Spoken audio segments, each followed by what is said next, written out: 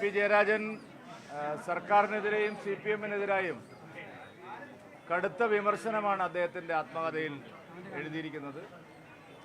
സമ്പൂർണ്ണമായ തകർച്ചയിലേക്കാണ് CPM പോകുന്നതെന്നുള്ളതിൻ്റെ ഏറ്റവും വലിയ തെളിവാണിത്. ബംഗാളിലും ത്രിപുരയിലും സംഭവിച്ചത് CPM-ന് കേരളത്തിലും സംഭവിക്കുകയാണ്. EP പറഞ്ഞു വച്ചിരിക്കുന്ന കാര്യങ്ങൾ നോക്കിയാൽ അധികാരവും സമ്പത്തും ഒരു കുടുംബത്തിലേക്ക് കേന്ദ്രീകരിക്കുന്നതാണ് ഇപ്പോൾ CPM നേരിടുന്ന ഏറ്റവും വലിയ പ്രതിസന്ധി. പിണറായിയുടെ കുടുംബാധിപത്യമാണ് ഇപ്പോൾ CPM-ൽ നടന്നുകൊണ്ടിരിക്കുന്നത്. അധികാര കൈമാറ്റം മരുമകനിലേക്ക് എത്തിക്കാനുള്ള ശ്രമമാണ് CPM നടത്തിക്കൊണ്ടിരിക്കുന്നത്, മുഖ്യമന്ത്രി നടത്തിക്കൊണ്ടിരിക്കുന്നത്. അതിനെതിരായിട്ടുള്ള വലിയ രോഷം ആ പാർട്ടിക്കകത്ത് അലയടിക്കുന്നു എന്നുള്ളതിൻ്റെ തെളിവാണ് ഇപ്പോഴത്തെ സംഭവ വികാസങ്ങൾ. കഴിഞ്ഞ തെരഞ്ഞെടുപ്പിൽ Shri EP Jayarajan, G Sudhakaran, AK ബാലൻ, തോമസ് ഐസക്, MA ബേബി തുടങ്ങിയ പ്രമുഖരായിട്ടുള്ള നേതാക്കളെ മാറ്റി നിർത്തിയത് മുഹമ്മദ് റിയാസിലേക്കുള്ള അധികാര കൈമാറ്റത്തിന് വേണ്ടി മാത്രമാണ്. പിണറായിയും കുടുംബവും CPM-നെ ഹൈജാക്ക് ചെയ്തിരിക്കുകയാണ്, ഈ സർക്കാരിനെ ഹൈജാക്ക് ചെയ്തിരിക്കുകയാണ്. മരുമകന് അധികാര കൈമാറ്റം നടത്താനുള്ള വ്യഗ്രതയിലാണ് മുഖ്യമന്ത്രി ഇപ്പോഴുള്ളത്. അതിൻ്റെ പ്രതിഫലനമാണ് EP-യുടെ പ്രസ്താവന തെളിയിക്കുന്നത്. പാലക്കാട്ടെ സ്ഥാനാർത്ഥിയെ സംബന്ധിച്ച് EP ജയരാജൻ പറഞ്ഞത് തന്നെയാണ് ഇവിടുത്തെ എല്ലാ ഇടതുപക്ഷ അനുഭാവികളും പറയുന്നത്. ഒരു തത്വദീക്ഷതയുമില്ലാതെ പിണറായി വിജയനെ അതിരൂക്ഷമായി വിമർശിച്ച് ഇവിടുത്തെ അർബൻ നക്സലുകളെയും തീവ്രവാദികളെയും പ്രോത്സാഹിപ്പിക്കുന്ന ഒരു സ്ഥാനാർത്ഥിയെയാണ് LDF ഇവിടെ അവതരിപ്പിച്ചിരിക്കുന്നത്. CAA-യുടെ കാലത്ത്, പൗരത്വ ഭേദഗതി നിയമത്തിൻ്റെ കാലത്ത് ഹിന്ദുക്കൾക്ക് ചികിത്സയില്ല എന്ന് പരസ്യമായി പറഞ്ഞ ഒരാളാണ് ഇപ്പോൾ അമ്പലങ്ങൾ മുഴുവൻ കയറി ഇറങ്ങുന്നത്. പരിഹാസ കഥാപാത്രമാണ് LDF സ്ഥാനാർത്ഥി.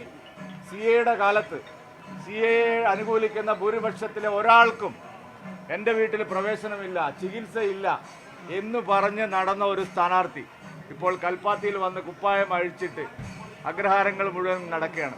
ഇവിടുത്തെ വോട്ടർമാർ ശരിയായി വിലയിരുത്തും. EP ജയരാജൻ പറഞ്ഞത് സത്യമാണ്.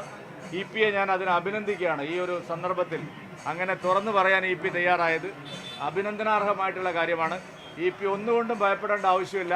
CPM-ൽ നിന്ന് ഒരു ഭീഷണി, ഏത് ഭീഷണി നിങ്ങൾക്ക് വന്നാലും കേരളത്തിൽ നിങ്ങൾക്ക് യാതൊരു ഭയവും ആവശ്യമില്ല. EP ജയരാജൻ പറഞ്ഞെടുത്ത് ഉറച്ചു നിൽക്കണമെന്നാണ് എനിക്ക് അദ്ദേഹത്തോട് അഭ്യർത്ഥിക്കാനുള്ളത്. അദ്ദേഹം മുതിർന്ന നേതാവാണ്, LDF-ന്റെ കൺവീനർ ആയിരുന്നു. അദ്ദേഹത്തെ ഒരു എന്തിൻ്റെ പേരിലാണ് മാറ്റിയത്?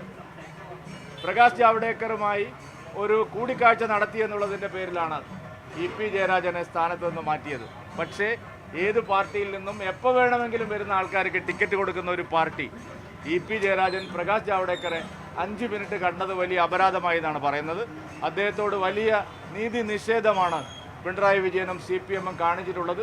അതിൻ്റെ പ്രത്യാഘാതം ആ പാർട്ടിക്കകത്തും തെരഞ്ഞെടുപ്പിലുമെല്ലാം ഉണ്ടാവും. ആ കൂടിക്കാഴ്ചയിൽ പുറത്തു വന്ന സംഭവം അത് ഗൂഢാലോചനയുടെ ഭാഗമാണെന്നാണ് EP ജയരാജൻ പറഞ്ഞത്. അല്ല, EP ജയരാജൻ ഒരു നേതാവിനെ, മറ്റൊരു നേതാവിനെ കാണുന്നുണ്ടാണ്. അദ്ദേഹം പറഞ്ഞ ഒരു കാര്യം എന്താണ്? ബിനോയ് വിശ്വം അടക്കം ഉൾപ്പെടെയുള്ള ആൾക്കാരെ താൻ കണ്ടിട്ടുണ്ട് എന്ന് ജാവ്ദേക്കർ പറഞ്ഞു എന്നാണ്. ബിനോയ് വിശ്വം അടക്കമുള്ള ആൾക്കാരെ ഇതുപോലെ കണ്ടിട്ടുണ്ട് എന്നാണ് ജാവ്ദേക്കർ പറഞ്ഞു എന്നാണ് EP ജയരാജൻ എഴുതിയിരിക്കുന്നത്. എനിക്കറിയില്ല, അദ്ദേഹത്തിന്റെ ആത്മകഥയിൽ അദ്ദേഹം ഒരു കള്ളം എഴുതാൻ സാധ്യതയില്ല. അപ്പോൾ എന്തിനാണ് EP ജയരാജനെ മാത്രം പുറത്താക്കുന്നത്? EPക്ക് എന്തിനാ സംരക്ഷണം കൊടുക്കുന്നത് BJP പറയുന്നത്? സംരക്ഷണം കൊടുക്കുന്നല്ല, അതായത് മാർക്സിസ്റ്റ് പാർട്ടിയിൽ 52 വെട്ടിന്റെ പാർട്ടിയാണല്ലോ. കാരണം മാർക്സിസ്റ്റ് പാർട്ടിക്കെതിരെ ഒരു നിലപാടെടുത്താൽ 52 വെട്ടാണല്ലോ. ആ 52 വെട്ടിനെ EP ഭയപ്പെടേണ്ടതില്ല എന്നേ ഞാൻ പറഞ്ഞിട്ടുള്ളൂ. മറ്റു വ്യാഖ്യാനങ്ങളൊന്നും ഇപ്പോൾ നിങ്ങൾ കൊടുക്കണ്ട. അങ്ങനെയല്ല, 52 വെട്ടുമായിട്ട് ചന്ദ്രശേഖരനെ പോലെ കൈകാര്യം ചെയ്യാൻ, EP ജയരാജനെ കൈകാര്യം ചെയ്യാൻ ശ്രമിക്കരുത് എന്നാണ് ഞാൻ പറഞ്ഞതിന്റെ അർത്ഥം. നിങ്ങൾ വരികൾക്കിടയിലൂടെ വായിക്കണം. അല്ല, EP ജയരാജൻ പറഞ്ഞ പല കാര്യങ്ങളും വസ്തുതാപരമാണല്ലോ. അദ്ദേഹം ഇപ്പം പറഞ്ഞിരിക്കുന്ന കാര്യങ്ങളെല്ലാം വസ്തുതയാണ്.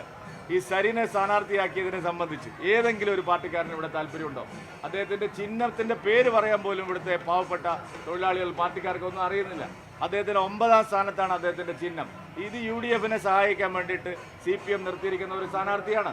അത് തെരഞ്ഞെടുപ്പ് കഴിയുമ്പോൾ നമുക്കറിയാം അദ്ദേഹം ഒരു അപ്പൂപ്പൻ താടി ആയിരുന്നു എന്നുള്ളത്. തെരഞ്ഞെടുപ്പ് കഴിയുമ്പോൾ നിങ്ങൾക്കറിയാം. UDF-നെ സഹായിക്കാനുള്ള ഒരു നീക്കമാണ് CPM നടത്തിയിട്ടുള്ളത്. അതിനെതിരായിട്ടുള്ള ജനവികാരം ഇ ശ്രീധരൻ സാറെ പരാജയപ്പെടുത്താൻ ശ്രമിച്ച അതേ വഴിയിൽ അവർ പോയാൽ ഇത്തവണ വലിയ തിരിച്ചടി ഉണ്ടാവും. പാലക്കാട് BJP അല്ലാതെ ആരും ജയിക്കില്ല. ഒരു കാര്യം നിങ്ങൾ മനസ്സിലായിക്കോ, പാലക്കാടിനൊരു സ്വത്വ ബോധമുണ്ട്. നിങ്ങൾക്കത് തിരിച്ചറിയണമെങ്കിൽ 23-ാം തീയതി പെട്ടി പൊളിക്കുമ്പോൾ നിങ്ങൾക്ക് നോക്കാം. പല കൊലകൊമ്പന്മാരും ഇവിടെ വന്നിട്ട് എങ്ങനെയാണ് തിരിച്ചു പോയതെന്ന് നിങ്ങൾക്കറിയാം. പാലക്കാടിനൊരു തനത് സംസ്കാരമുണ്ട്, ഒരു സ്വത്വബോധമുണ്ട്. ഇവിടുത്തെ ജനങ്ങൾ ഭക്ഷണം, സംസ്കാരം, ആചാരാനുഷ്ഠാനങ്ങൾ എല്ലാത്തിലും അതിൻ്റെതായിട്ടുള്ള ഒരു പാലക്കാടൻ തനിമയുണ്ട്. പത്തനംതിട്ടക്കാരനായിട്ടുള്ള UDF സ്ഥാനാർത്ഥിക്ക് വേണ്ടി പത്തനംതിട്ടയിലെ CPM ഔദ്യോഗിക പേജിൽ പ്രചാരണം നടത്തുകയാണ് ഇവിടെ. അത് നിങ്ങൾ മറക്കണ്ട.